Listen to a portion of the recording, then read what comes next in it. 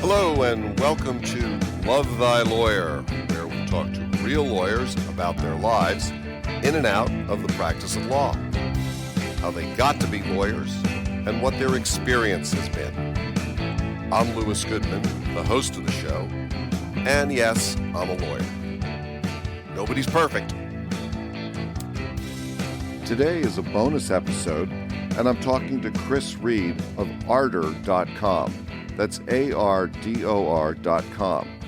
He and I discuss search engine optimization strategies for attorneys. I know for myself, and I think that for most of us, we give short shrift to marketing strategies. We went to law school to be attorneys, to understand the evidence code, the Constitution, courtroom procedure, and because we had a vision of making the world a better place through the practice of law. We find ourselves in a world that law school did not prepare us for, the world of Google, of SEO, and of internet marketing. Honestly, I'm fascinated by it, and I hope you'll enjoy my conversation with Kris. Originally from Australia, he has traveled the world and currently lives and works in Saigon. He is known as the coolest guy in SEO. We'll explore how he got that moniker. He was introduced to me through the world of podcaster connections. I have heard some of his interviews and am confident that he can provide those of us in the legal profession with a host of insights regarding internet visibility and marketing. Kris Reid, welcome to Love Thy Lawyer. Shucks, man, I'm blushing with that sort of introduction. I hope I can live up to all that you've said. I have no doubt. Kris, where are you from originally, and how did you land in Vietnam? So, yeah, you can probably tell my voice doesn't sound too Vietnamese. I'm originally from Brisbane, Australia, and I'm a computer geek by trade. Studied software engineering at university, and there's pretty much two ways to make money as a software engineer. You either move to Silicon Valley and work for a tech startup, or you work in finance. I took the finance route, which, it's pretty great. You get to make billionaires more money. But it is actually pretty soul-destroying work, but they pay you enough money to forget about it. And life was great until 2008 came along and my job disappeared just like everyone else that I knew. And so, I looked around and there were no jobs to be had. I spent the next couple of years traveling the world and trying to work out what the hell am I going to do with my life. I visited a bit of Southeast Asia and went, that's a pretty nice spot. And whilst I was there, I built an online game. And so I built a game and I was wanting to learn a new type of programming. But as the game came to fruition, I was like, well, how the hell do you get people to your website to play this damn thing? And so that's when I started digging into what SEO is.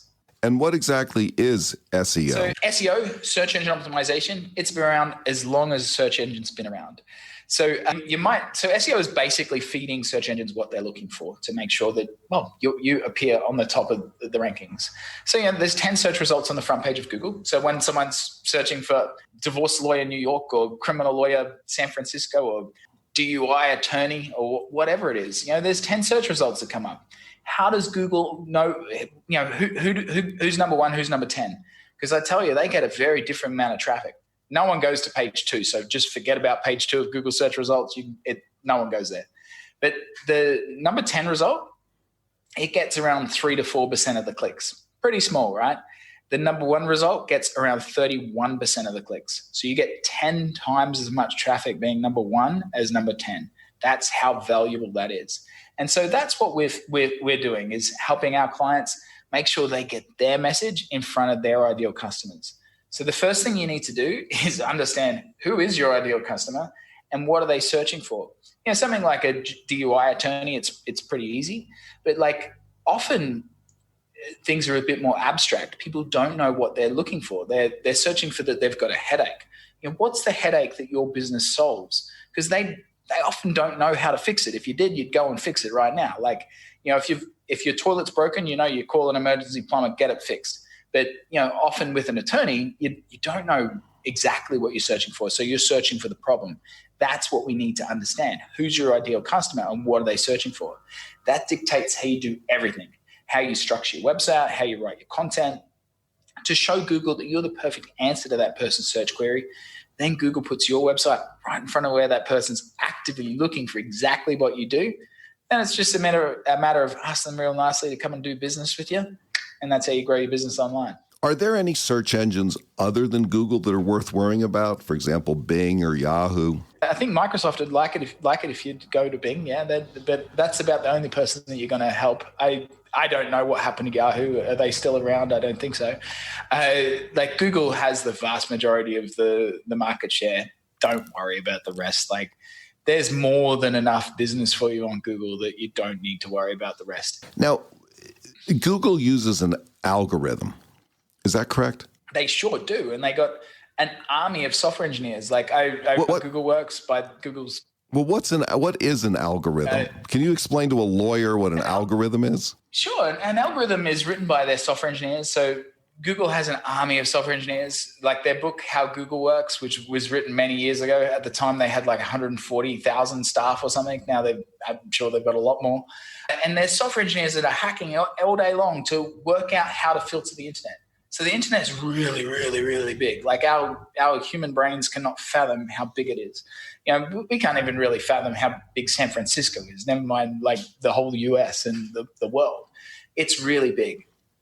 Even Google, with its massive computing power, can't look at the whole internet all the time, and certainly can't show you every website all the time. It needs to work out where it's going to go on the internet, what websites it's going to look at when, because websites change. It's dynamic. The internet's very dynamic. So it needs to work out where it's going to go on the internet and look at what websites and how long it's going to spend analyzing those websites, because it needs to work out what that website is about. An algorithm determines what your website's about. It reads your content. How trustworthy are you? Where should we rank you for? So when someone's searching for, DUI attorney or a divorce lawyer, San Francisco, are you a credible source? Google doesn't particularly care about the website owners, right? It cares about the searchers. It wants to make sure that the searcher finds what they're looking for and has a good user experience. So it's obviously needs to go and find the internet, track down where all those websites are, analyze the best websites and get those in front of the people that are searching for what they're looking for. That's basically what an algorithm is. You talked a little earlier about backlinks and how important they are. Can you explain what a backlink is and how one builds them into a website? Well, they're not built into a website for one. So a backlink is the secret of how Google works. So Larry Page, who is the co-founder of Google and a super smart dude. So anyone that's from the 90s will remember that there was a whole bunch of search engines. There was Alta Vista, Excite, Yahoo, Ask Jeeves, and they were all crap. They all provided terrible search results. And Larry Page figured there must be a better way. So he surmised that when you write a thesis, right, if everyone references your thesis, it must be a really good thesis. And he figured, well, it must be the same with websites. That if you've got a website and everyone references your website, links back to your website, which is why it's called a backlink, a link from one website back to your website, then your website must be really, really a good website and credible, and it should rank well. And that's the foundation of the PageRank algorithm named after Larry Page, and still the core of how the Google algorithm works. If you do not have backlinks to your website, it will not rank. And that's everything. Okay, so you said earlier that you figured out a way to build backlinks into your gaming website. So to your gaming website. Yeah. Right. So can you talk a little bit about that process? Yeah, so Google has an army of engineers, and their algorithms are getting better and better all the time. And so what I did when I first discovered SEO was very different to what you do today. So all I did back then, it was so much easier, right? I went to a bunch of gaming forums. I created profiles and I post in there, like especially where people are going, oh, where's a new online game? And I'd like post for the keywords that I want, and I link to my website. And so Google would see all of these forum posts and they'd see links to my website and they'd go, cool, this website's all about online games. It should rank. And up you go. And that used to forums and try and post links to your own website. It's not going to do anything because the internet has evolved. It's much harder to rank a website now, but it's also much more valuable. Like 10 years ago, people bought stuff online, but the whole internet commerce was a fraction of what it is today.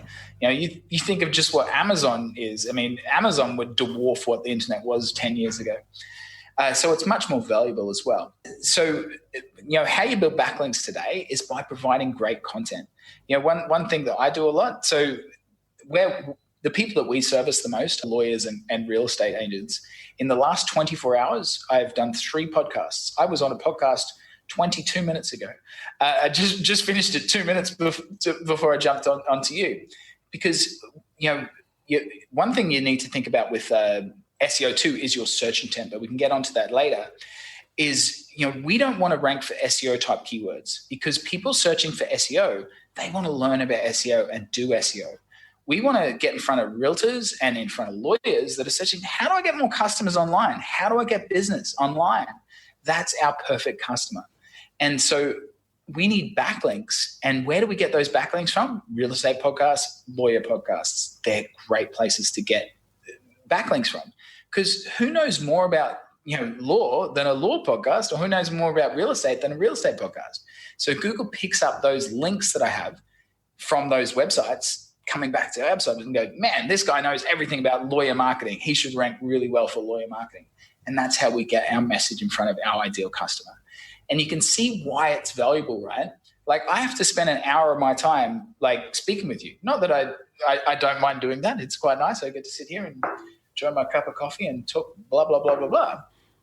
But you can't game the system. It takes time.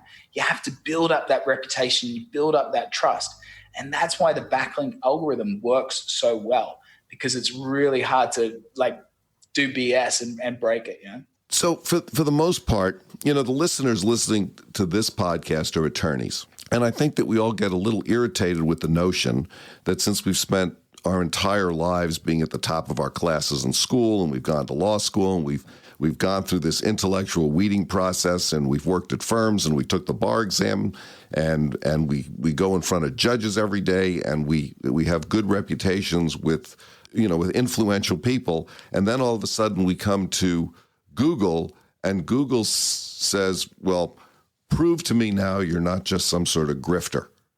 So how do we do that in order to make Google recognize that we are legitimate, authoritative people who can really help somebody out who has a problem with a criminal charge, a DUI, a domestic violence charge, or, for that matter, if someone's practicing family law or real estate law, whatever? Sure, that's a fabulous question. I loved exactly what you said. Is you've spent a lifetime building up that reputation, right? You went to school, you passed the bar exam, you've spent years, decades investing in your reputation offline. Well, you need to do the same online, right? Because someone new comes around, Google doesn't know who you are. They can't go and ask all your clients who you are. They can't see your bar record and go, wow, this guy really knows what he's talking about. They can only see what's online. And anyone can write any crap they want, right? I could make a beautiful website today and say, hey, I'm the best DUI attorney in San Francisco. How would Google know if that's true or not? They have no idea. They can't check the bar record. They can't call your clients and go, hey, is this guy any good? So they need to trust what other people say about you. So you need to obviously have a great looking website that loads fast, that has good usability, that has all of the content that's relevant to what your potential customer is searching for. But then you need to build up your reputation, and that does take time. You need to do the hard yards by getting on podcasts, getting backlinks to you, getting other people to link to you, and especially being a lawyer, you need to encourage people to link to you. Well, let me give you an example in real estate, which it's a good example that makes it easy to understand. So one of our customers that sells investment properties, and then she actually leases them out for people. So, if you've got a couple $100,000 spare, she'll sell you a house in the Smoky Mountains and then, lease it out for you so you can, make residual income while you're not using the property. So it's a pretty good business. She gets paid twice. But she also needs to service all of these properties. And so she uses, local electricians and plumbers and landscapers, you name it, all the people that you need to service a property. And so these people want to work with her, right? And so we provide them with content, and they link back to her website. And who knows more about the Smoky Mountains than other Smoky Mountain businesses? And just like a law firm, it doesn't work in isolation. The more you can work with people in your local area, it's great if you can get a link from another lawyer, because lawyers, who knows more about law than lawyers? That's going to help a lot. But local business providers, because who knows more about your local area? Because most attorneys aren't focused nationwide, right? They're focusing on San Francisco, the Bay Area, or whatever their local area is. And so the two types of backlinks you want the most, one is from lawyers. So if you get a link from a lawyer website in New York, they're not your competition, right? They want to rank for New York keywords. You want to rank for San Francisco keywords. You're not in direct competition with each other. So those sort of backlinks are really good, but also localized keywords, anything that's around in your neighborhood. The more localized they are, the better. So that's really what you need, is solid backlinks that are going to build up your online reputation.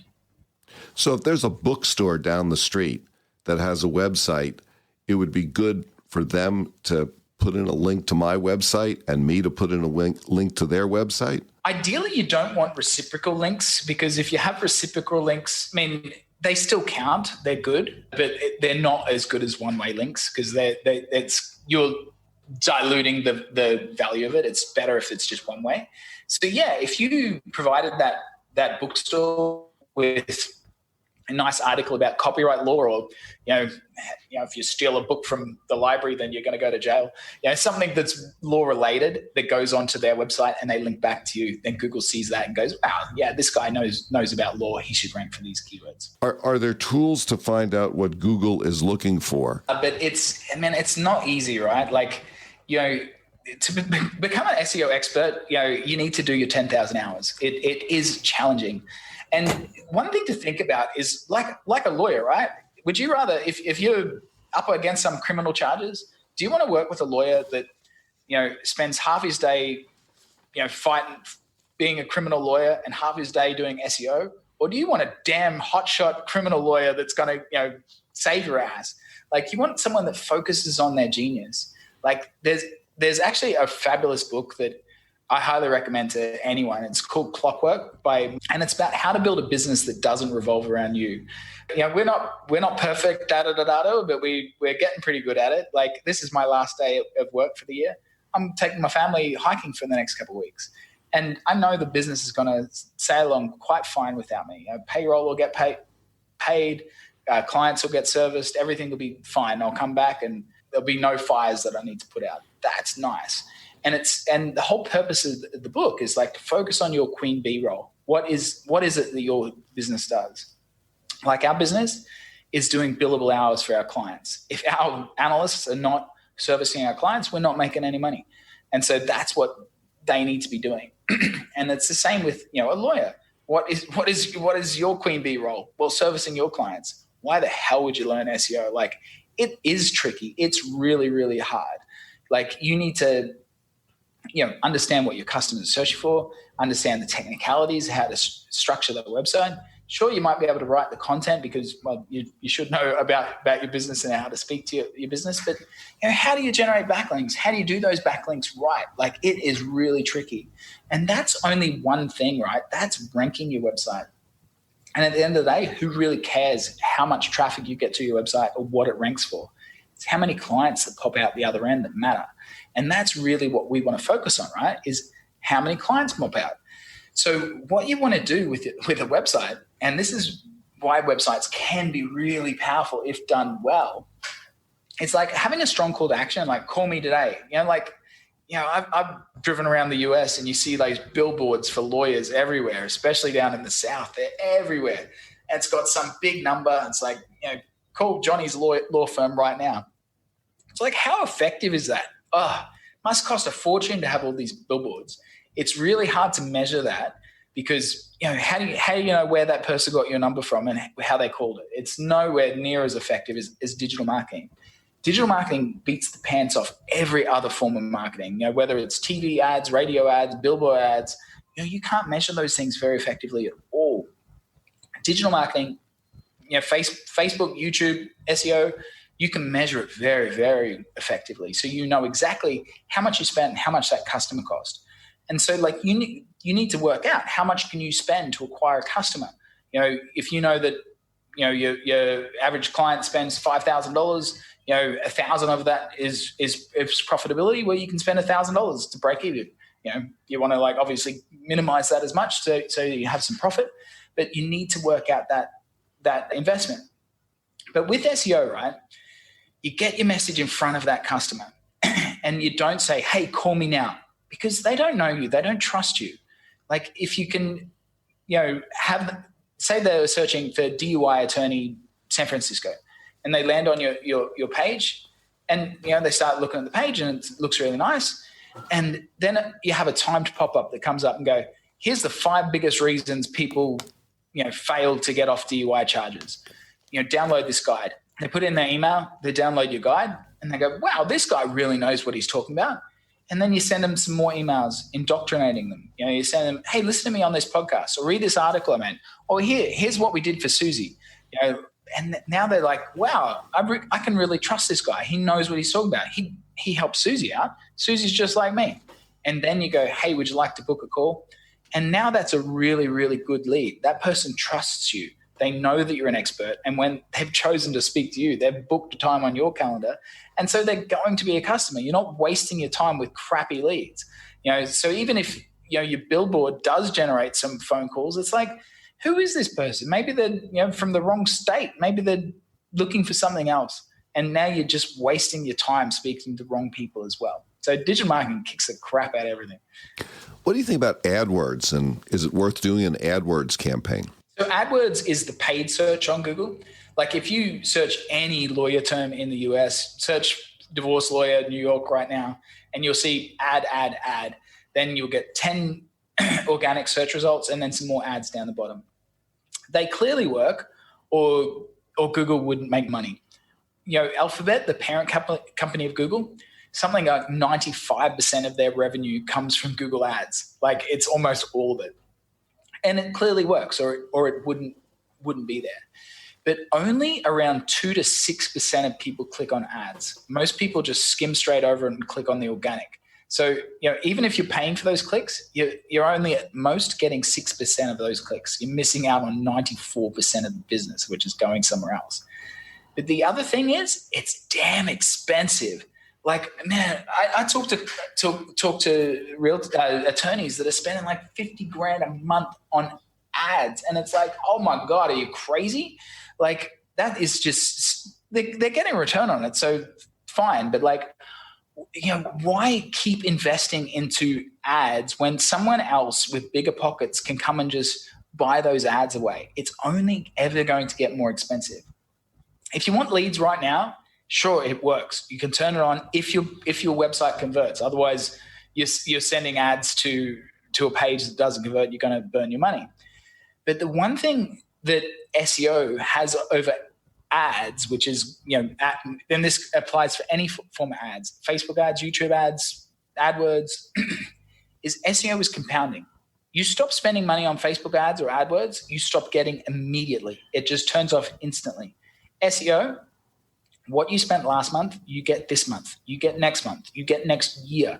It's compounding. It just keeps getting bigger and bigger and bigger. So what I usually say to attorneys that are spending $50,000 a month on AdWords is just divert a little bit of that budget. Take $5,000 off and invest that into your own website. And then within a year, you're not going to have to spend $50,000. You only have to spend $5,000. You're saving $45,000 a month. That's $500,000 a year. Man, that's a nice holiday.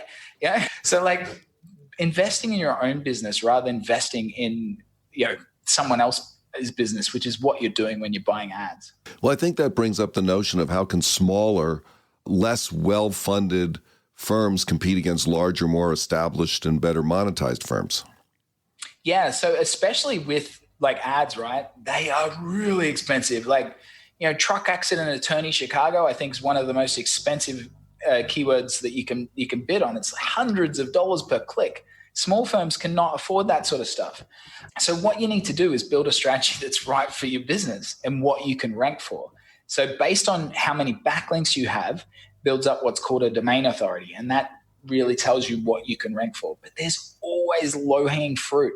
get the content, rank for the keywords that you're able to rank for, get some more customers coming in, and then go after the big ones. Like Google My Business is usually a really great way to start because it's a Google product, Google Maps, right? Google My Business as it's referred to. Like ranking those is usually pretty easy. Depends on where you are. The more valuable your niche, like if you go somewhere in the Midwest or some village, it's going to be a lot easier. If you're in New York or San Francisco, it's going to be more competitive and more because it's more valuable. So it's going to be tricky, but there's always some easy wins. Like, we make money by having long-term partnerships with our customers, and we get that by making sure their campaign is profitable. Because any savvy business owner, they don't care how much money they spend with us as long as they're getting a hefty return. And that's what we want to show as quickly as possible. And so there's always ways that there's always some keywords that you can rank that, are going to get you a good return very quickly. I would assume that the writing of the content of the pages on one's website is a really critical thing. And who should do that? Should the attorney do that, or should the SEO provider do that, or is it a collaboration? Yeah, so you can't rank without content. If you don't have content, you will not rank. It's as simple as that. But it is only one step in it. Good content is expensive. And content has to be good because what's the point of getting somebody a website and then the content's crap and they go, this guy's a jerk, and they leave. If it doesn't convert, you've wasted your time. I've heard SEO is like really kind of a long-term strategy. I'm wondering what your comment on that is. For sure. It does not happen overnight. Like, Facebook ads, you can turn it on right now. You have it running in a couple minutes. Same with AdWords. It's instant. There's a really great book by Simon Sinek called The Infinite Game. And, he talks about business is forever. It's not for this quarter. It's not for this year. It's forever. And when you start thinking about business like that, man, it really is a big paradigm shift. What about blog posts? Do you think they're important? And if so, how do you make them work for you? So they are important. You need content. You need to have content. So a really good example is, one of our customers who's a hotel in Sydney, right? They're up against the biggest websites in the planet, Agoda, Booking.com, and you can't just keep writing content, Hotel Sydney. So we do blog posts for them around, best beaches in Sydney, best parks in Sydney, best walks in Sydney, because that's what someone that's going on a holiday to Sydney is searching for. Someone that lives in Sydney is not searching for that. So you bring in traffic that way and push them to your money page, but it builds up your overall relevancy around hotels in Sydney. But let me share an article with you. This is just how important backlinks are. So as we mentioned, a backlink is a link back from another website to your website. And there's this great SEO tool called Ahrefs. I plug these guys all the time. Is a geek joke. It's the actual HTML tag that someone clicks on to make a backlink. They analyzed 2 billion pieces of content, 2 billion. And they found that 90.63%, over 90% of content gets zero traffic from Google. So you can sit there and bang out blog posts all day long and Google will not care about you. They break it down even further that only 0.21%, less than 1% of content gets more than 1,000 visitors a month. So almost no content gets 1,000 visitors a month. And this article is really long, and if you're a super geek, then I highly recommend reading it. But spoiler alert, the secret is if you do not have backlinks, you will not rank.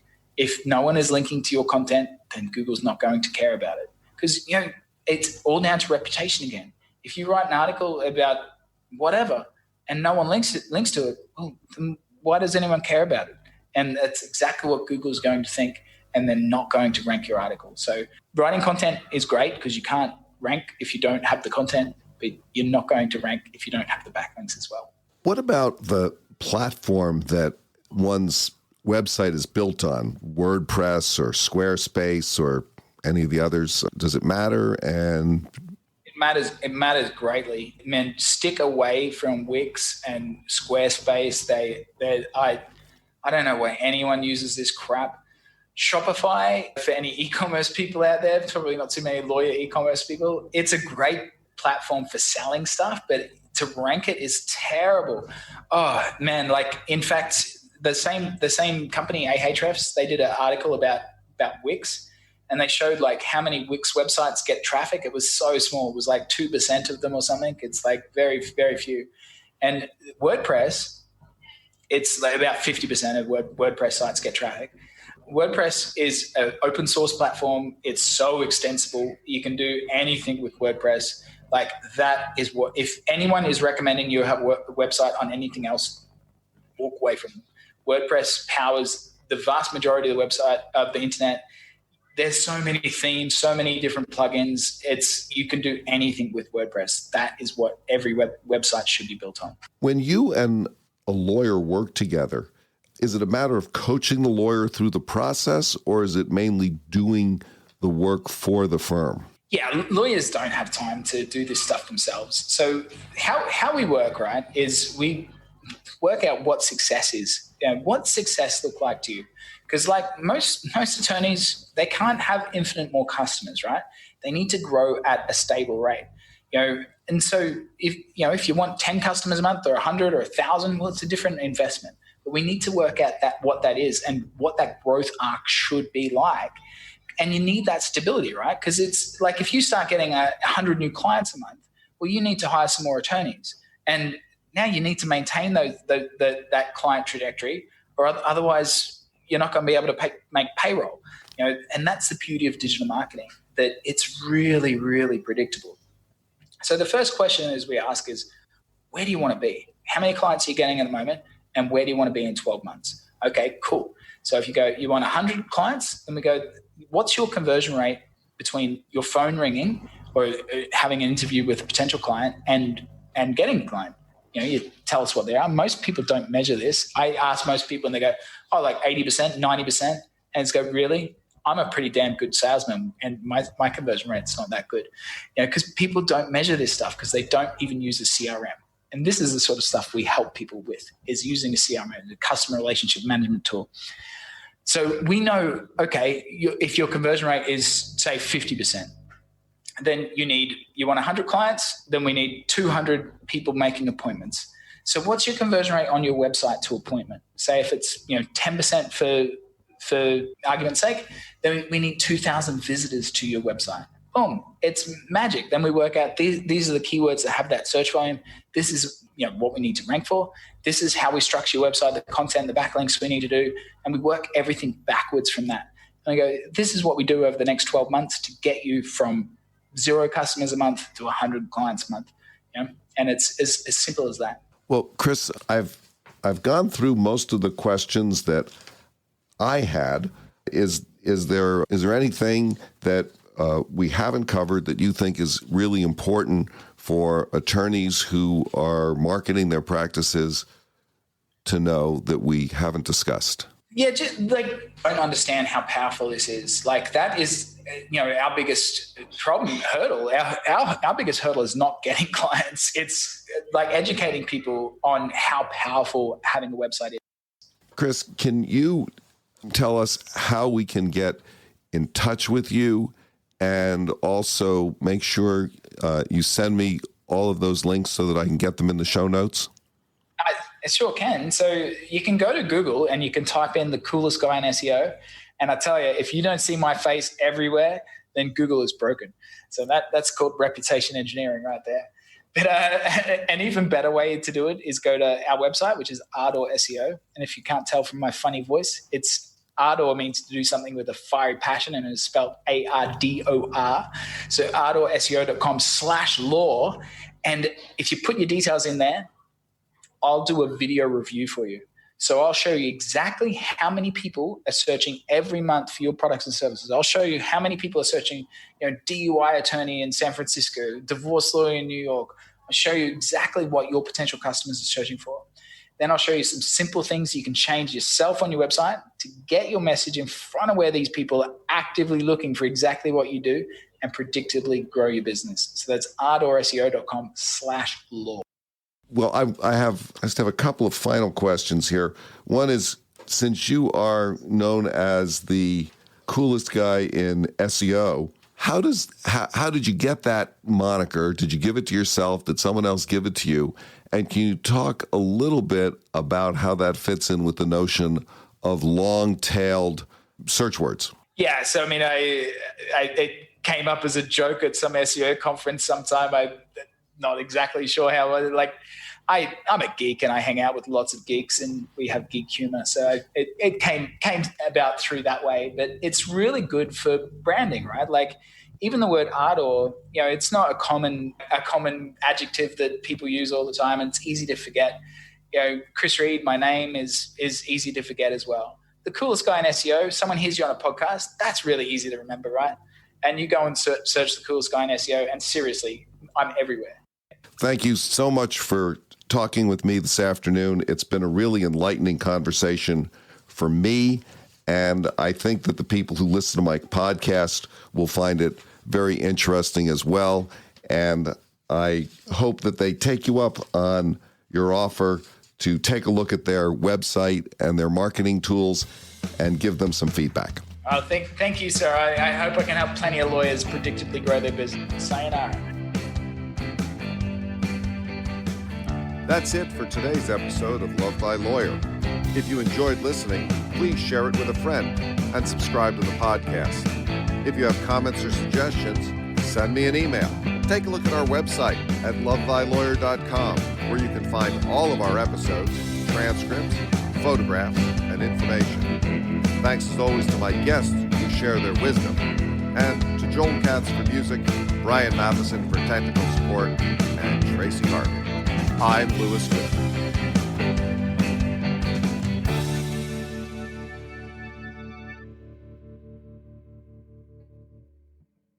And man, that takes all of the stress out of business. You can screw up everything. And as long as you got, clients coming in, then you're going to live